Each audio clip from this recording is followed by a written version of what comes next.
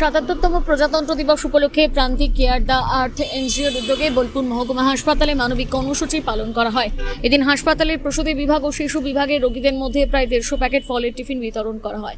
ফল ও tiffin পেয়ে রোগী এবং তাদের পরিজনেরা অত্যন্ত খুশি হন এবং এই মহতী উদ্যোগের জন্য উদ্যোক্তাদের সাধুবাদ জানান।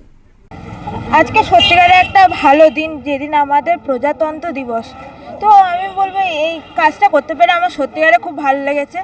আমাদের যে এনজিও প্রান্তিক কেয়ার দ্য আর্থ, সেটা যে এত সুন্দর একটা পরিকল্পনা নিয়েছে, তার জন্য আমি সত্যিকারে ওনাদের কাছে কৃতজ্ঞ। আর আমি ওইখানে কাজ করেও আমি সত্যিকারে খুবই ভালো